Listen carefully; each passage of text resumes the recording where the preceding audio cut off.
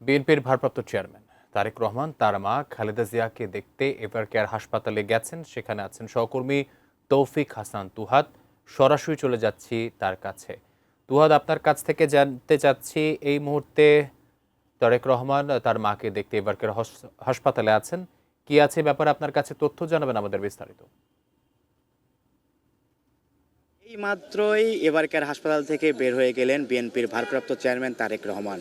তিনি 11টার কয়েক মিনিট আগে তার মাকে, বিএনপি চেয়ারপারসন বেগম খালেদা জিয়ার যে শারীরিক অবস্থা এবং তার সাথে দেখার জন্য তিনি 11টার কয়েক মিনিট আগে প্রবেশ করেন এবারকার হাসপাতালে এবং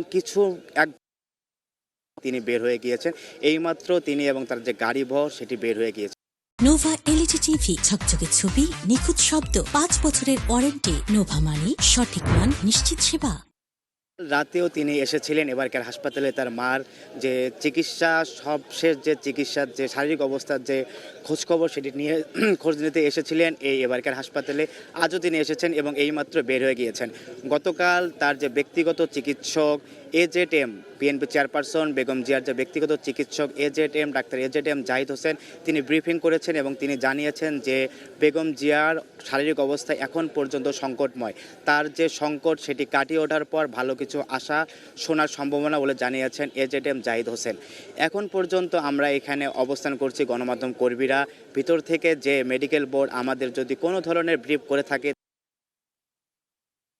শারীরিক অবস্থা তা আমরা জানতে পারবো।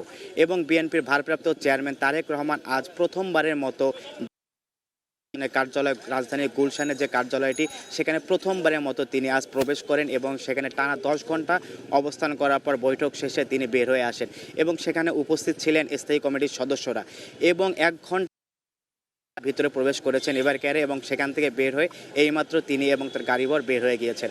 তো এবারকেয়ার হাসপাতালে এই ছিল ভারপ্রাপ্ত চেয়ারম্যান তারেক রহমানের প্রবেশের সব শেষ। আকাশ।